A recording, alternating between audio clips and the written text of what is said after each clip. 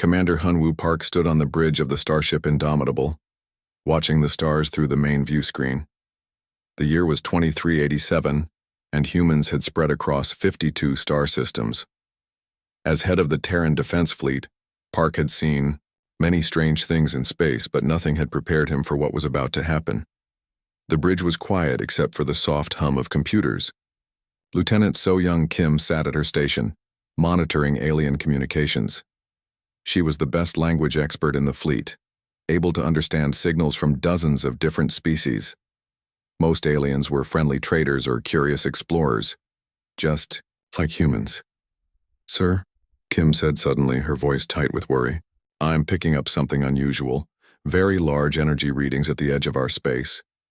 Park moved to her station. "What kind of energy?" "I've never seen anything like it. The readings are off our charts." Before Park could respond, the main screen flickered. 12 massive shapes appeared in space, each one the size of a small moon.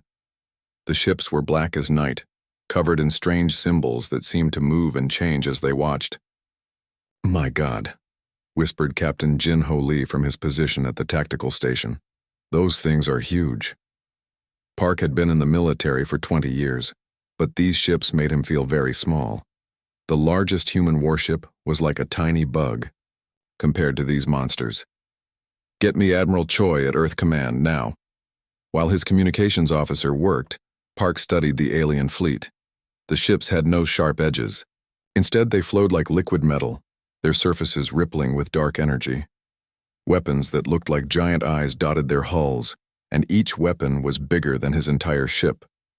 "Sir," Kim called out, "they're sending us a message." "Put it on screen." The view screen changed to show a creature that made Park's blood run cold. It stood over 10 feet tall, with 4 arms and skin like black metal. Its eyes glowed red, and when it spoke, its voice sounded like grinding stone. "Primitive species of Sol 3, the creature said. "I am Supreme Marshal Vextar of the Vorthak Empire. Your expansion into our galaxy ends now. You will surrender your ships and submit to Vorthak rule, or we will erase you from existence." Park stepped forward. "This is Commander Park of the Terran Defense Fleet. We come in peace. Perhaps we can talk about this." The alien laughed, a sound like breaking glass. "Talk? We have conquered this galaxy for 50,000 years. Over 1,000,000 species have fallen before us. You are insects compared to our power." To prove his point, Vexitar gestured to one of his weapons officers. On the main screen, Park watched in horror as one of the alien weapons charged up. A beam of pure darkness shot out and struck a small moon in a nearby system. The moon didn't explode. It simply stopped existing, as if it had never been there at all. "This is what happens to those who resist," Vexitar said. "You have 7 of your days to surrender. If you refuse, we will do the same to every human world." The transmission ended, leaving the bridge in shocked silence. "Get me that connection to Earth Command," Park ordered, his voice steady despite the fear in his heart. Admiral Mira Choi's face appeared on screen minutes later. She was an older woman with gray hair and sharp eyes that had seen many battles. "I saw the readings, Hyunwoo. How bad is it?" "Worse than anything we've ever faced. They just made a moon disappear with one shot. Our weapons won't even scratch their shields." Choi was quiet for a moment. "How many ships do they have?" 12. But each one could probably destroy our entire fleet. "I'm calling an emergency meeting of all colonial governments. We need to decide what to do." After the call ended, Park gathered his senior officers in the briefing room. The mood was dark.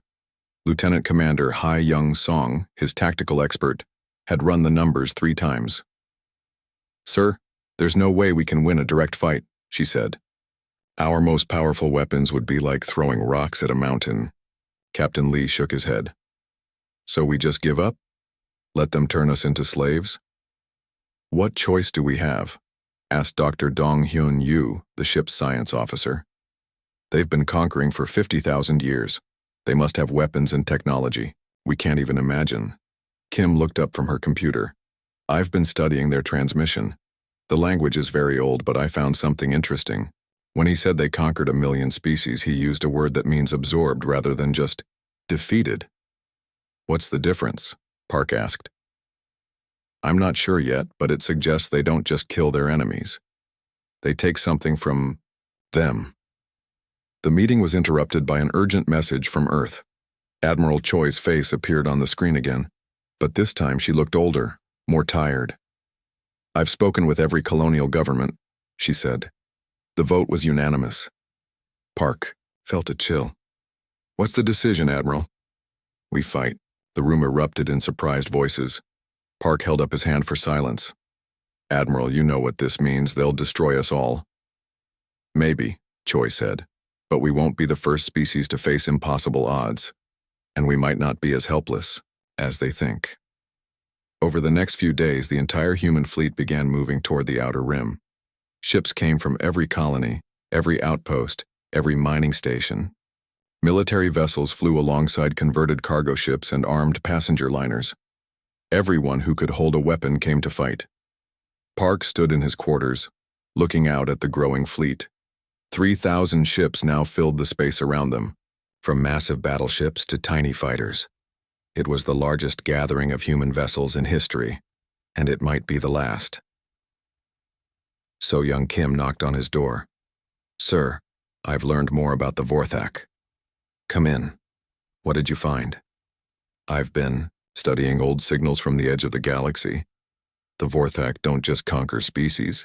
They capture their knowledge, their culture, even their minds. The conquered civilizations don't die.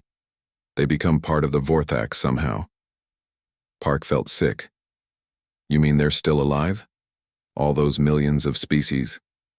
I think so. Trapped inside Vorthak technology. The idea was too horrible to fully understand. 1 million different species, all conscious, all trapped forever inside their conquerors' machines. Park thought about Earth, about his wife and children. Would they suffer the same fate? There's something else, Kim said quietly. I've been monitoring their fleet. They're studying us, learning our language, our tactics, but I don't think they understand us. What do you mean? Every species they've conquered surrendered when they saw the Vorthak power. We're the first to choose to fight knowing we'll lose. I think it confuses them. Park managed a small smile. Good. Maybe confusion will give us an edge.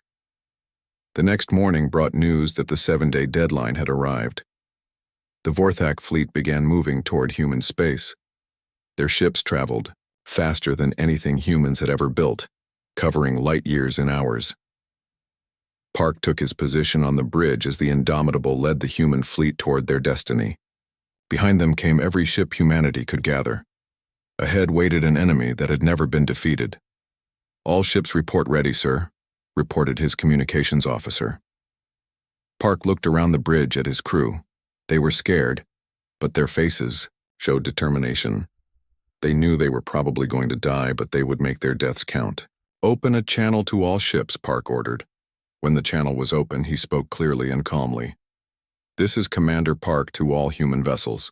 Today we face an enemy that thinks we're just another species to conquer. They think we'll break when we see their power. They're wrong. We are human and we don't break. We bend, we adapt, and we survive. Today we show the galaxy what humanity is made of. Across the fleet, 3,000 ships responded as one. For humanity. The great battle was about to begin. Supreme Marshal Vexitar stood in the command chamber of his flagship, Reality's End. The room was vast and dark, filled with floating displays that showed information about the strange creatures called humans. For 50,000 years, he had conquered species after species. This should have been just another easy victory, but something was wrong. War Master Krendal, Vexitar called to his second-in-command. Show me the human response to our ultimatum. The displays changed to show the human fleet. 3,000 ships of various sizes moved through space toward the Vorthak position. They were primitive vessels, using simple metal hulls and basic energy weapons. Their largest ship was smaller than a Vorthak fighter craft. They're coming to fight us, Krendal said, his voice puzzled.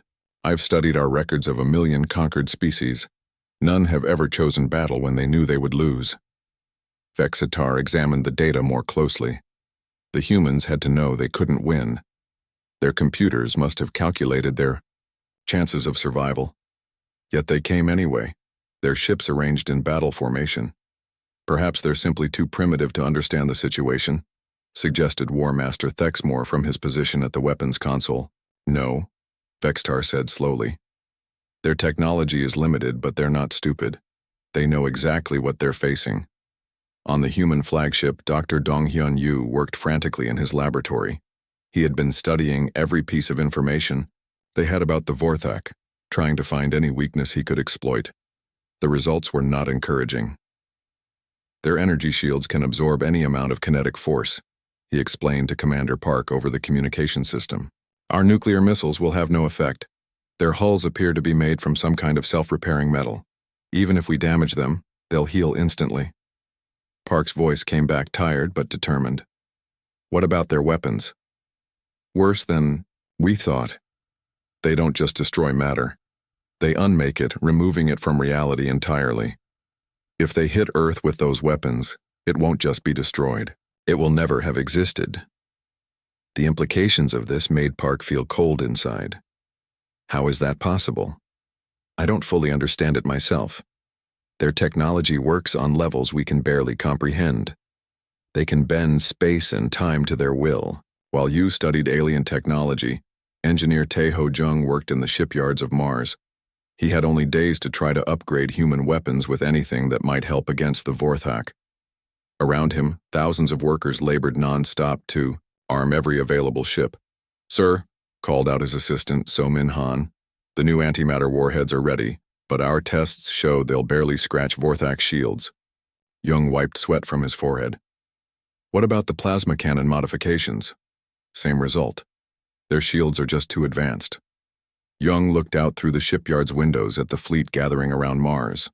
Civilian ships had been hastily armed with whatever weapons could be mounted on their hulls.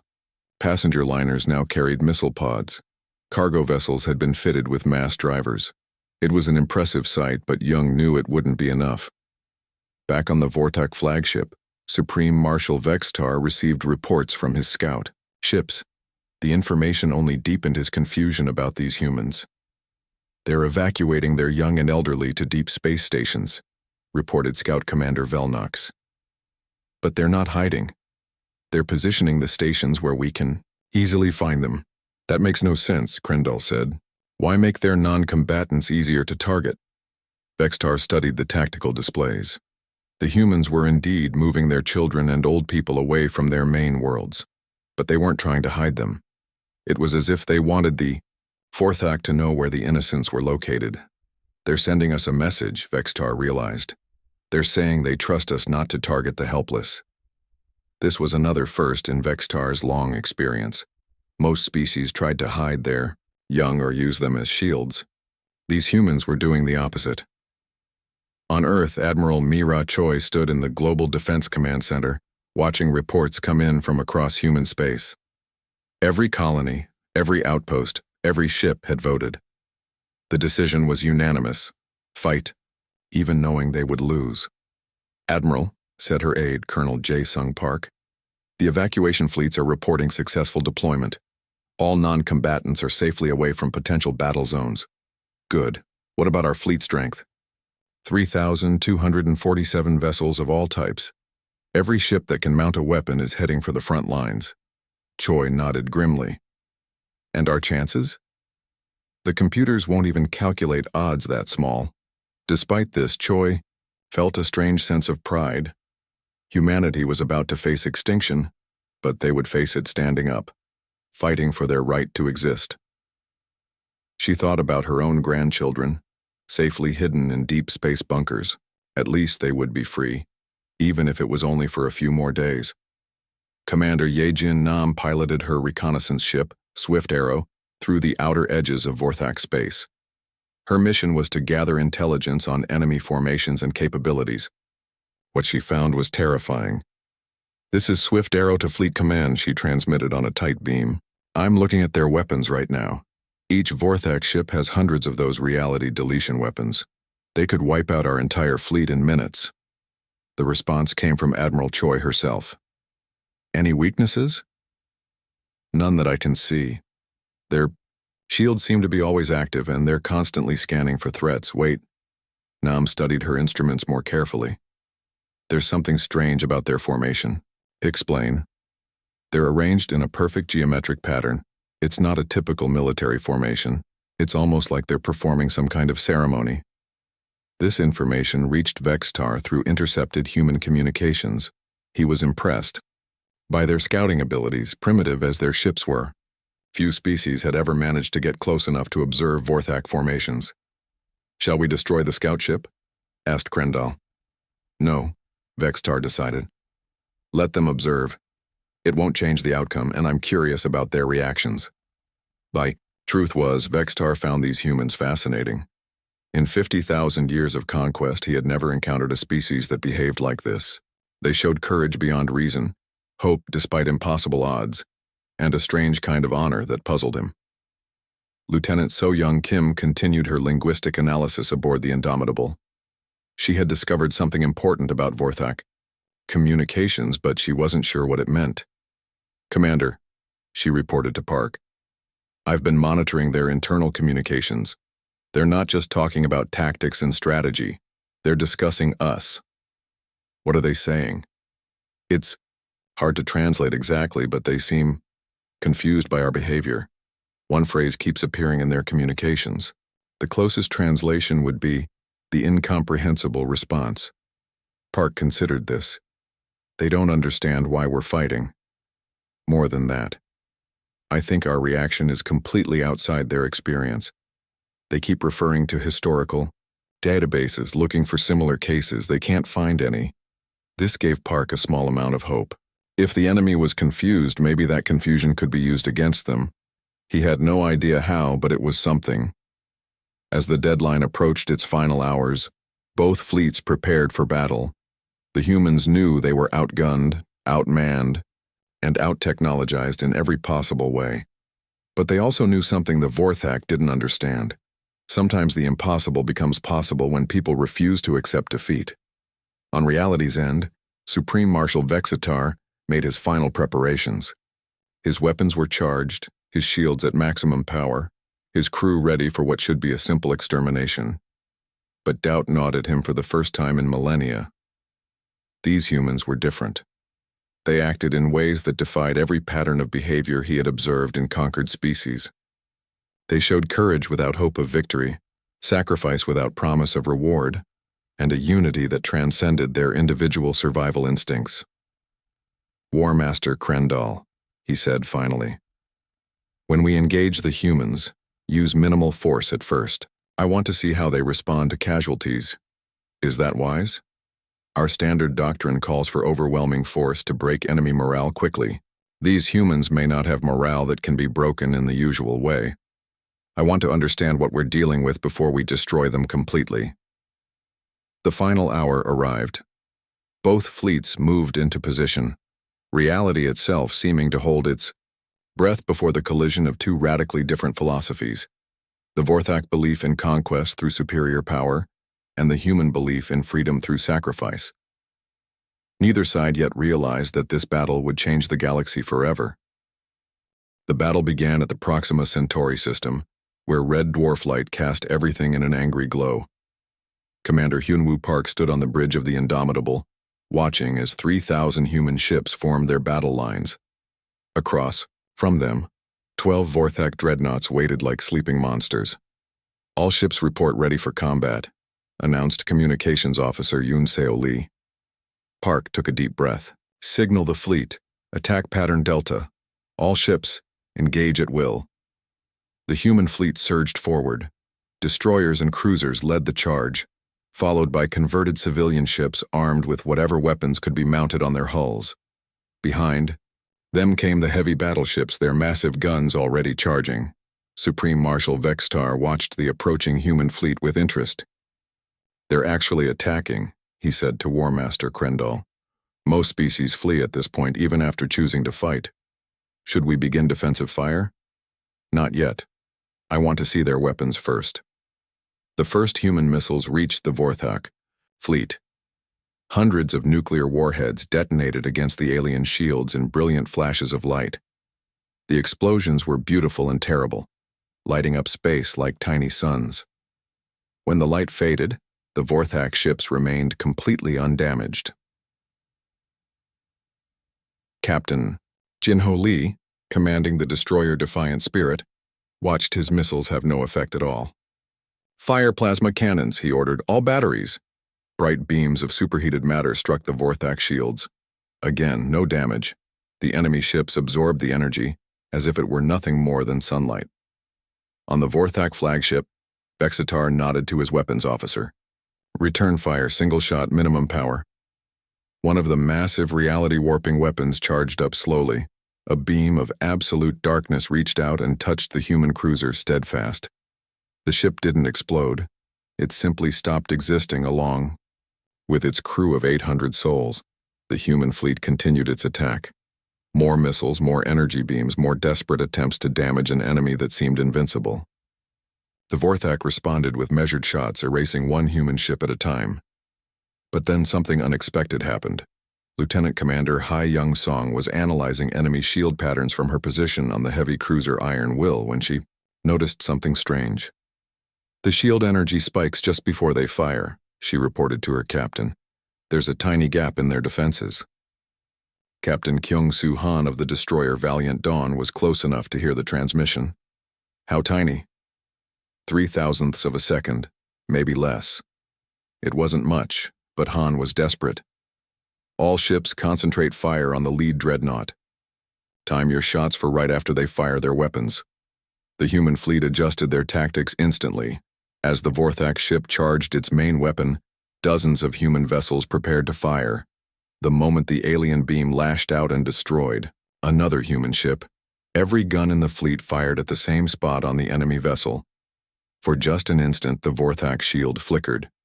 Human weapons, primitive as they were, struck the alien hull directly. The damage was minimal, barely scratching the surface, but it was damage. On reality's end, alarms began sounding for the first time in thousands of years. "Impossible," breathed War Master Thexmore. "The Eternal Conquest reports minor hull damage." Vextar stared at the tactical display. A scratch, a tiny mark on the hull of one of his dreadnoughts. It was nothing. Less than nothing. But it represented something that had never happened before in 50,000 years of conquest. The humans had hurt them. Lieutenant Commander Song transmitted her findings across the entire human fleet before. The Vorthak could jam their communications. "All ships, the shields drop for 0.003 seconds after each weapon discharge. Coordinate your fire." The battle changed instantly. Human ships began working together with desperate precision. They would absorb terrible losses to get close enough to strike during those brief moments of vulnerability. It was a strategy that required incredible sacrifice, but humans seemed willing to pay any price. Captain Jae-min Kang commanded the heavy cruiser Unyielding, one of the most powerful ships in the human fleet. He watched as smaller vessels threw themselves at the enemy, dying to create opportunities for better shots. The courage he witnessed was beyond anything he had imagined possible. "Sir," his tactical officer reported, "the destroyer thunders. Edge is making a ramming run on the damaged dreadnought." Kang watched as the small destroyer, its hull already burning from enemy fire, accelerated directly toward the Vorthak ship. Captain Min Ho-seo and his crew of 200 knew they were going to die, but they aimed their ship at the damaged section of enemy hull and fired every weapon they had. The thunder's edge struck the Vorthak dreadnought and exploded. When the Yao fire cleared, the alien ship's damage had grown. Still minor, still barely noticeable, but it was growing. "All heavy ships, follow the thunder's edge's example," Kang announced to his fellow captains. "We may not have their weapons, but we have something they don't understand." "What's that?" asked Captain Dalho Kim of the battleship Resolution. "We're willing to die for something greater than ourselves." The human fleet began a series of coordinated suicide attacks. Small ships would sacrifice themselves to bring down enemy shields for just a moment, allowing larger vessels to score hits. It was a terrible strategy that consumed human lives at an awful rate.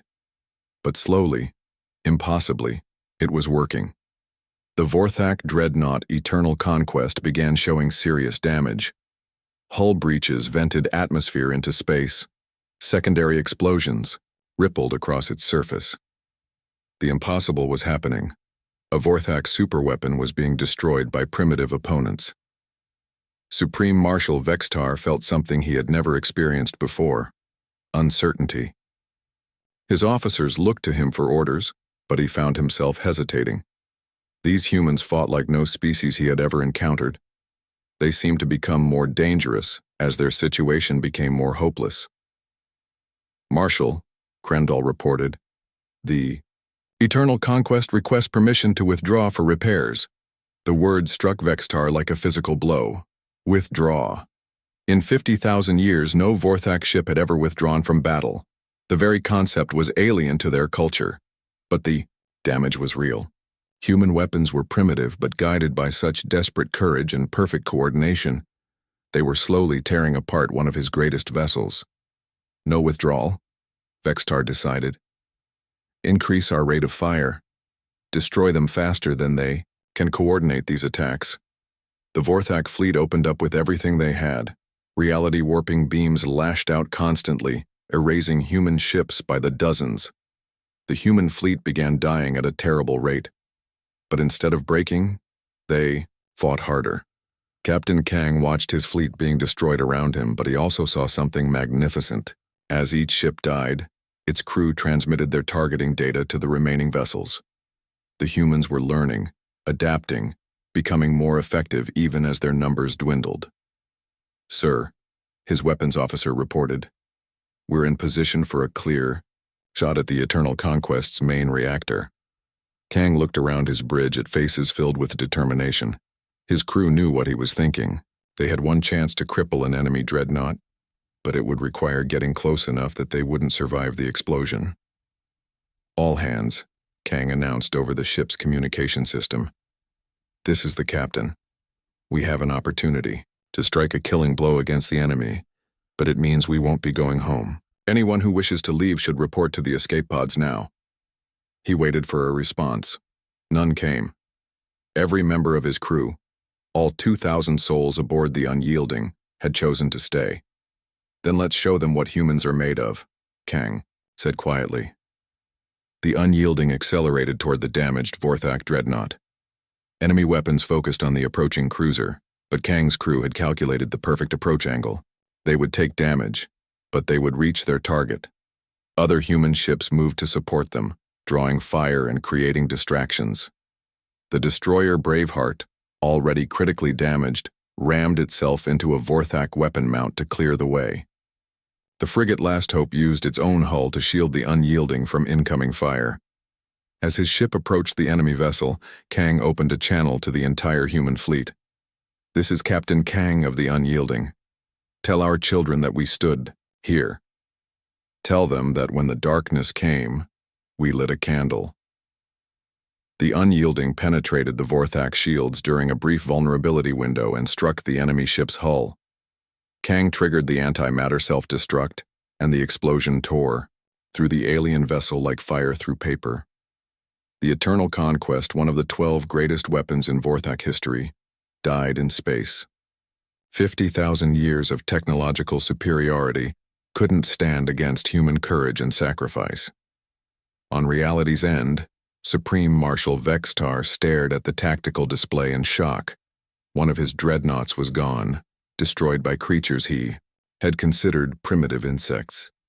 Around him, his officers waited for orders, but Vextar found himself speechless. For the first time in his long existence, he began to wonder if the Vorthak Empire might not be invincible after all. Across the galaxy, the Vorthak High Council received the impossible report. Grand Marshal Hexturon, eldest of their kind, read the transmission 3 times before speaking. "A dreadnought has been destroyed," he announced to the assembled council members. "The Eternal Conquest is gone." The council chamber fell silent. These beings had ruled the galaxy for 50,000 years, absorbing the knowledge and consciousness of 1,000,000 conquered species. In all that time, they had never lost one of their great ships. "What species could accomplish this?" asked Council Prime Nexvara. Humans, a primitive race from the Outer Rim. They've only had spaceflight for a few hundred years. The implications were staggering. If humans could destroy Vorthak technology, then everything the Empire believed about their superiority was questionable. Other species might begin to resist. The galaxy might slip from their control. In the battle zone, Supreme Marshal Vextar struggled with the same realization. The loss of the Eternal Conquest had shaken him to his core, but what disturbed him more was how the humans had achieved it. Analysis of the human attack patterns, he demanded from his tactical officers. They coordinate perfectly despite massive casualties, reported War Master Krendal. Each dying ship passes its data to the survivors. They're learning our weaknesses faster than we can adapt to their tactics, and their morale? Unchanged. If anything, they fight harder as their losses mount. This defied everything Vextar understood about warfare. Most species became demoralized as casualties increased. These humans seemed to draw strength from their sacrifices. Commander Hyunwoo Park stood on the bridge of the Indomitable, surveying what remained of his fleet. Of the original 3,000 ships, fewer than 1,800 survived. But they had accomplished the impossible. They had killed a Vorthak dreadnought. "Sir," reported Lieutenant So Young Kim, "I'm detecting unusual activity in the enemy fleet. Their formation is changing." Park studied the tactical display. The 11 remaining Vorthak ships were spreading out, abandoning their ceremonial formation for a more aggressive attack pattern. "They're going to hit us with everything they have," observed Captain Jin Ho Lee grimly. "Good," Park replied, surprising his officers. "When they were holding back, we couldn't predict their behavior. Desperation makes them more like us." Meanwhile, on a hidden research station in Saturn's rings, engineer Sunmi Park worked frantically to understand Vorthak technology. She had been analyzing energy signatures from the battle, looking for any weakness that could be exploited. "There," she said to her assistant, pointing at a complex wave pattern on her screen. "The reality warping weapons require perfect synchronization between multiple consciousness matrices." "What does that mean?" "Their most powerful weapons are controlled by the minds of conquered species. The absorbed consciousnesses have to work together to bend reality. If that synchronization breaks down..." She didn't finish the sentence, but the implications were clear. The Vorthak's greatest weapons might also be their greatest vulnerability. Sunmi immediately transmitted her findings to the fleet, but the communication was intercepted and jammed by Vorthak countermeasures. Only fragments of her message got through. Lieutenant Boram Shin received one of those fragments aboard her assault ship, Hidden Blade. She was leading a desperate mission that everyone knew was suicide. Infiltrate a Vorthak vessel and gather intelligence from inside. "Did you get that transmission?" she asked her pilot, Sergeant Gi Jun-yu. "Something about consciousness matrices and synchronization. Not enough to understand it fully." Shin's team consisted of 12 Marines, the best fighters humanity could assemble. They flew a captured Vorthak fighter, hoping it would get them close enough to board the enemy flagship. "If we're going to die anyway," Shin told her team, "let's make sure we learn something useful first." The stolen fighter approached reality's end, broadcasting Vorthak identification codes that Dr. Dong Hyun-yu had managed to crack. For a few precious minutes, they appeared to be just another enemy craft returning from a scouting mission. Back in the main battle, the 11 remaining dreadnoughts unleashed their full power. Beams of pure annihilation swept through space, erasing dozens of human ships at once. The coordinated human tactics that had worked against a single enemy became impossible against multiple attackers. Captain Dalho Kim watched his battleship Resolution take hits that should have destroyed it instantly. Only luck and the skill of his damage control teams kept the ship functional. "Sir, we can't maintain formation under this firepower," reported his tactical officer. "Then we don't maintain formation," Kim decided. "All ships scatter and attack independently. Make them chase us across the system." The human fleet broke apart into smaller groups, each one harassing the Vorthak ships from different angles. It was a desperate tactic, but it forced the enemy to split their attention and reduce their overwhelming firepower advantage. Supreme Marshal Vextar found himself impressed despite his anger. These humans adapted to changing conditions faster than any species he had encountered. Every time he thought he understood their capabilities, they surprised him with new tactics. "Marshal," reported Scanmaster Velnox, "we're detecting an unauthorized craft in our defensive perimeter." Vextar studied the readings. A single small vessel broadcasting proper identification codes, but following an unusual flight path. "Investigate it."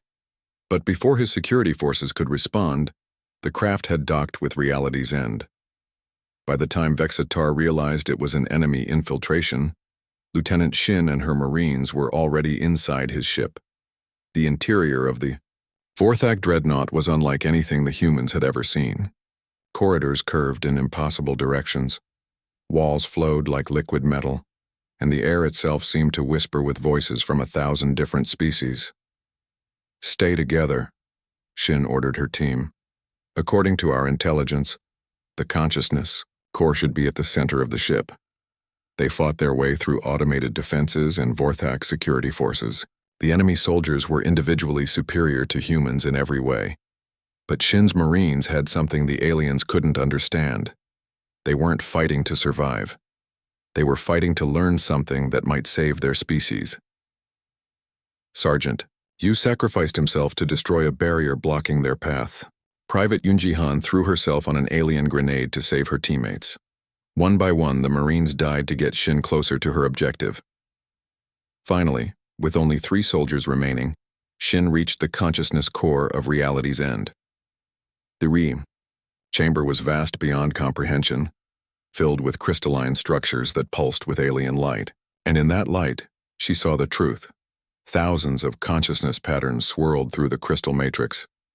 Not just Vorthak minds, but the absorbed personalities of every species they had conquered. The thoughts and memories of 1,000,000 civilizations were trapped here, forced to power Vorthak weapons and technology, but they weren't passive prisoners. As Shin watched in amazement, she could see them struggling against their captivity. The synchronization that Sunmi Park had detected wasn't perfect. The absorbed minds were fighting back in the only way they could, creating tiny discordances in the Vorthak systems. "They're still conscious," Shin whispered to her remaining Marines. "All those conquered species. They're aware, and they're trying to resist." The implications were staggering. For 50,000 years, the Vorthak had been powered by the enslaved consciousness of their victims, but those victims had never stopped fighting. Shin's Marines, Corporal Min-Soo Lee and Private Ha-Young Choi, prepared to make their final stand as Vorthak security forces surrounded the chamber. They had found the information they needed, but they would never live to share it. "Tell me you can transmit this data," Shin said to Lee, who was operating their communication equipment. "Maybe a short burst transmission before they jam us completely." "Do, Ting." The transmission lasted only seconds before Vorthak countermeasures cut it off. But those seconds contained the most important intelligence in human history: the location and nature of the Vorthak consciousness core, and the revelation that their victims were still fighting after millennia of captivity. Supreme Marshal Vextar arrived at the consciousness core just as his security forces eliminated the human infiltrators. He looked at their bodies with something approaching respect. They had penetrated the heart of his ship knowing they would die, just to gather information that might help their species. "What did they learn?" he asked his security chief. "Unknown. They transmitted something before we could stop them." Vextar studied the consciousness core, seeing it with new eyes. For the first time in his existence, he wondered if keeping the absorbed minds conscious and aware was truly necessary. But the power they provided was too valuable to abandon. He didn't yet realize that Lieutenant Shin's sacrifice had given humanity the key to ultimate victory. In the depths of the Vorthak's greatest weapon, 1,000,000 enslaved minds waited for someone to finally set them free. Lieutenant Boram Shin's fragmented transmission reached the human fleet just as the battle entered its most desperate phase. Only fragments of data got through the Vorthak jamming, but engineer Sunmi Park on Saturn's research station managed to piece together the incredible truth. "Commander Park," she transmitted on an emergency channel, "the consciousness core isn't just a computer, it's a prison. Millions of minds are trapped inside Vorthak ships, and they're still aware." Commander Hyun-woo Park received the message, as his ship, the Indomitable, barely survived another Vorthak attack. Half his crew was dead, his weapons were failing, and his shields were almost gone. But Sunmi's discovery changed everything. If they're conscious and fighting back, Park said to his remaining officers, then they're not truly loyal to the Vorthak. They're slaves. Lieutenant So-young Kim, wounded but still at her communication station, looked up with sudden understanding. Sir, if we could somehow free those minds, the Vorthak weapons would lose their power source, Park finished. But how do we free minds that are trapped inside alien technology? The answer came from an unexpected source. Dr. Dong-hyun Yu, working in the damaged science labs, had been studying the energy patterns from Bo-Ram Shin's infiltration of the enemy ship. The consciousness matrix has a resonance frequency, he reported. If we could generate the right kind of electromagnetic pulse at exactly the right frequency, it might disrupt the containment field holding those minds prisoner. What kind of pulse? Park asked. Every communication device in our fleet broadcasting simultaneously on the same frequency. It would drain all our power and leave us defenseless. But it might work.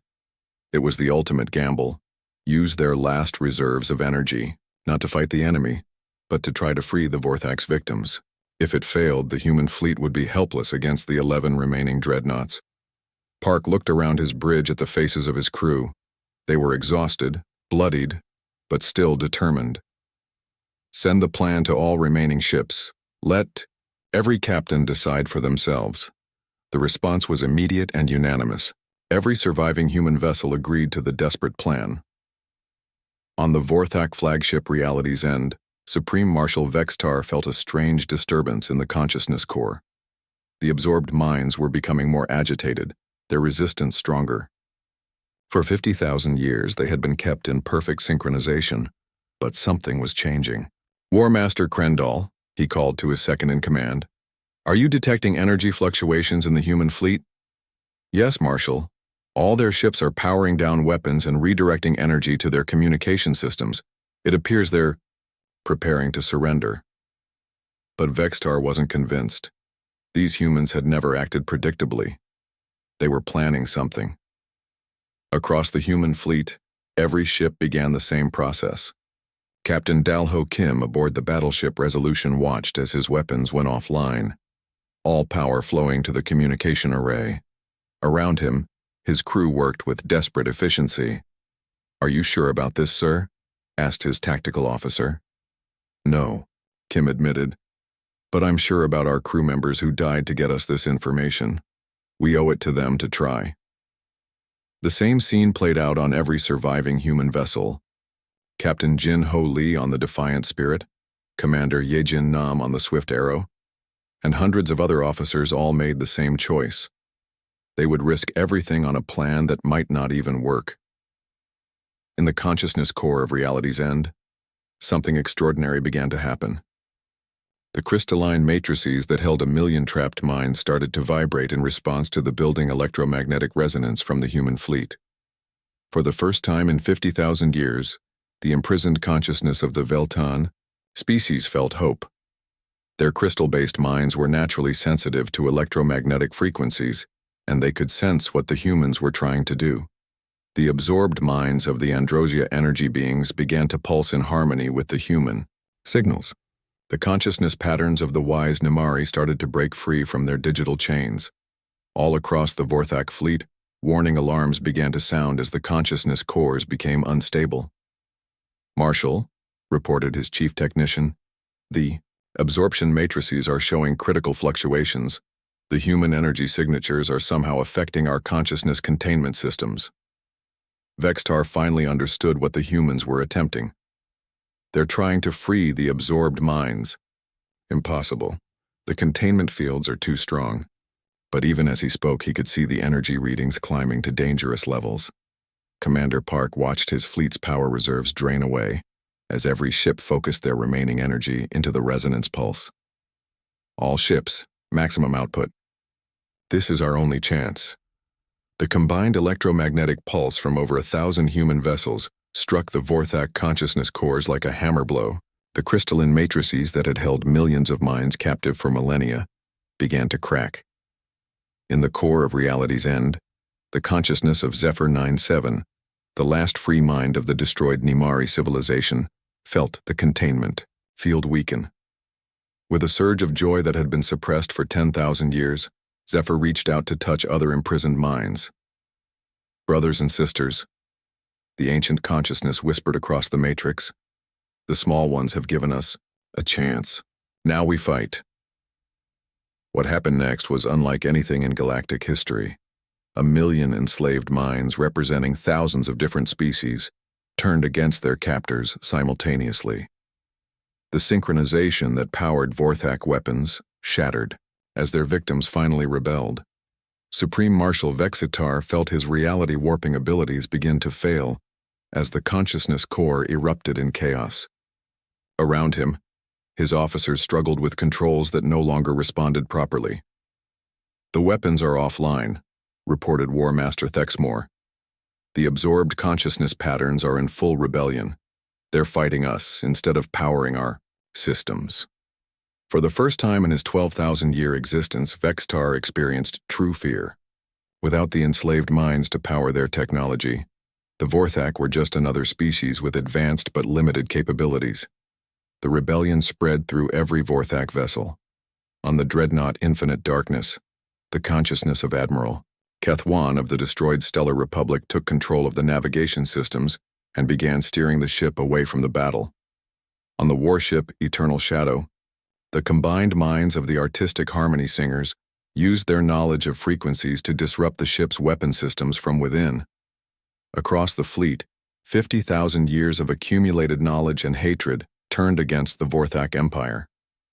The victims had become the victors, if only for a few precious moments. Commander Park watched in amazement as the 11 Vorthak dreadnoughts began to malfunction. Their perfect formations broke apart as ships drifted out of control. Energy weapons fired randomly into space. Some vessels began attacking each other as their internal systems went completely chaotic. "Sir," reported Lieutenant Kim with wonder in her voice, "it's working. The Vorthak fleet is tearing itself apart. But the victory came at a terrible price. The consciousness rebellion was creating massive distortions in local spacetime. Reality itself was becoming unstable, as millions of powerful minds fought for freedom against their captors." Engineer Sunmi Park, monitoring the situation from her hidden station, realized the danger immediately. "Commander, the consciousness matrix collapse is creating a cascade effect. The entire star system is becoming unstable. We have maybe minutes before spacetime itself tears apart." The liberation of the enslaved minds was destroying the very fabric of reality around them. The Vorthak had imprisoned so many powerful consciousness patterns that their sudden freedom was like releasing the energy of a star all at once. Supreme Marshal Vextar came to the same conclusion as his ship bucked and twisted around him. "All vessels," he transmitted on emergency channels, "initiate dimensional jump immediately. The matrix collapse will destroy everything in this system." But his own ship's systems were no longer under his control. The freed minds of realities and had other plans for their former captor. As the fabric of space began to tear around them, Vextar made a decision that surprised even himself. Opening a communication channel to the human fleet, he transmitted one final message. "Humans of Sol 3, you have accomplished the impossible. In freeing our victims, you have freed us from the burden we have carried for 50 millennia. We understand now what we have become, and we go willingly to face judgment from those we have wronged." The transmission ended as reality's end, along with the 10 remaining Vorthak dreadnoughts began to phase out of normal space. They weren't retreating or escaping. They were being pulled into another dimension by the very minds they had enslaved, to face justice for 50,000 years of cruelty. Commander Park watched as the most powerful fleet in galactic history simply vanished, taking their crimes and their victims to a place where both could finally find peace. The impossible had happened. Humanity had won not through superior weapons or tactics, but through an act of compassion that freed both the oppressed and their oppressors. The silence that followed was deeper than anything Commander Hyun-Woo Park had ever experienced. Where moments before the space around Proxima Centauri had been filled with the chaos of battle, now there was only emptiness. The Vorthak fleet had vanished as if it had never existed. "Sir," Lieutenant So-Young Kim reported quietly, "I'm detecting no trace of the enemy vessels. They're completely gone." Park stared at the empty space where 12 of the most powerful warships in galactic history had been moments before. Around him, his bridge crew worked in stunned silence, barely believing what they had witnessed. "Damage report," Park requested. 342 ships remain operational, came the reply from his communications officer. "We lost over 2,000 vessels, sir." The numbers hit Park like a physical blow.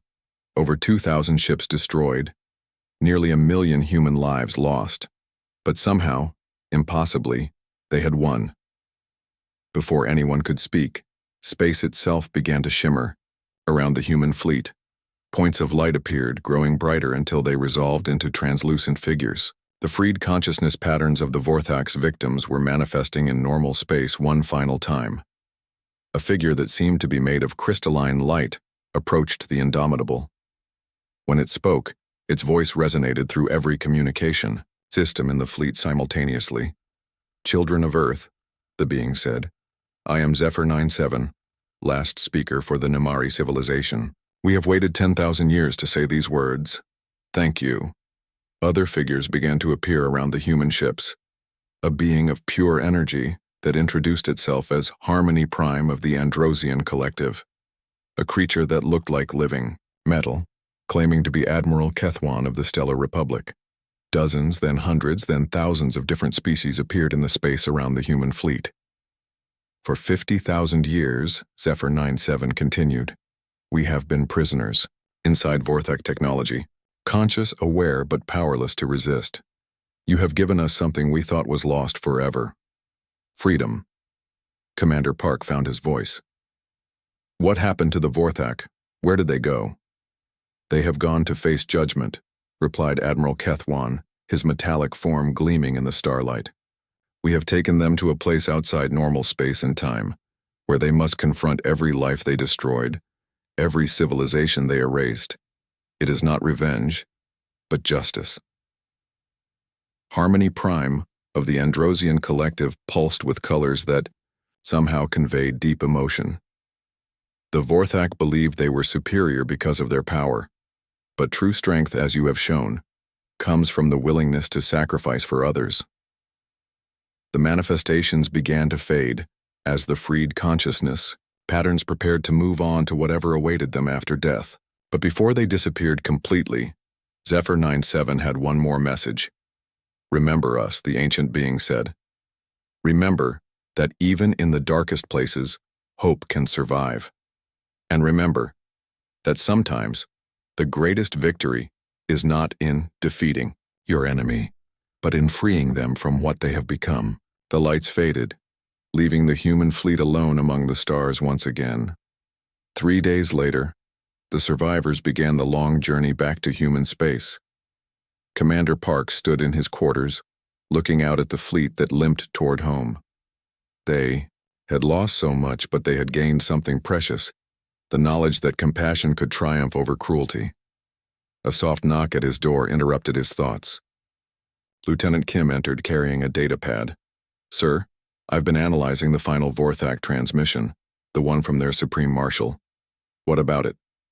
He said they were freed from a burden they had carried for 50 millennia. I think he meant that enslaving all those minds was destroying them too. They had become prisoners of their own cruelty. Park considered this. The Vorthak had been the galaxy's greatest conquerors, but in the end, their victims had conquered them. Not through violence, but through the simple act of being freed to choose their own fate. On Earth, Admiral Mira Choi stood in the Global Defense Command Center, reading casualty reports. The numbers were staggering. 850,000 human lives lost in the battle against the Vorthak. Every colony, every outpost, every family had been touched by loss. But they had also saved the galaxy from 50,000 years of tyranny. "Admiral," her aide reported, "the Memorial Committee is asking for your input on the monument design." "Tell them to keep it simple," Choi replied. Just the names, all of them. And one phrase, they chose to fight so others could choose to be free. Dr. Dong-Hyun Yu's final report on the Vorthak became required reading at every military academy and university in human space. In it, he wrote, "We discovered that the enemy's greatest weapon was also their greatest weakness. By enslaving the minds of their victims, they created an army of potential rebels in the heart of their own technology. The Vorthak fell not to our superior firepower, but to the accumulated justice of their own crimes." Engineer Sunmi Park returned to her work with a new understanding of consciousness and technology. Her research into the Vorthak consciousness matrices led to breakthroughs in artificial intelligence that would benefit humanity for generations. The battle's survivors became living legends, but they carried their fame reluctantly. Captain Dal-Ho Kim, one of the few ship commanders to survive the entire engagement, often said in interviews, "We didn't win because we were better than them. We won because we were willing to lose everything to do what was right." 6 months after the battle, humanity made first contact with 3 new species that had been hiding from the Vorthak for thousands of years. The news that their oppressors were gone spread quickly through the galaxy, and soon delegations from dozens of civilizations arrived at Earth. Commander Park, promoted to admiral after the battle, greeted each delegation with the same message. "We didn't defeat the Vorthak to become the new rulers of the galaxy. We fought so that every species could choose its own path." The galaxy slowly began to heal from 50 millennia of conquest and oppression. Trade routes reopened, art and culture flourished as species that had hidden in fear began to explore and communicate again. The dark age of Vorthak rule was over, but humanity never forgot the price of their victory. In schools across human space, children learned about the battle at Proxima Centauri. They learned about the courage of ordinary people who chose to fight impossible odds. They learned about the power of sacrifice and the importance of freedom. Most importantly, they learned that true strength came not from the ability to dominate others, but from the wisdom to free them. Years later, when asked why humanity had chosen to fight rather than surrender, Admiral Park gave an answer that became part of history. "We fought because someone had to. We fought because those enslaved minds deserved freedom. We fought because sometimes, when faced with ultimate evil, the only moral choice is to stand up and say no more." The Vorthak Empire, the greatest military force the galaxy had ever known, was gone forever.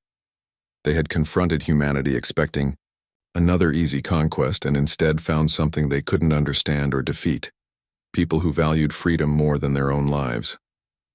In the end, the galaxy's strongest had vanished, not because they were destroyed, but because they finally understood the weight of what they had done and chose to face justice rather than continue their crimes. And in the space they left behind, a new age of peace and cooperation began, built on the foundation of one species: willingness to sacrifice everything for the freedom of others they had never even met. The human victory at Proxima Centauri became more than just a military triumph. It became proof that compassion was stronger than conquest, that justice would always find a way to prevail, and that sometimes the smallest acts of courage could change the fate of an entire galaxy. The age of the Vorthak was over. The age of freedom had begun,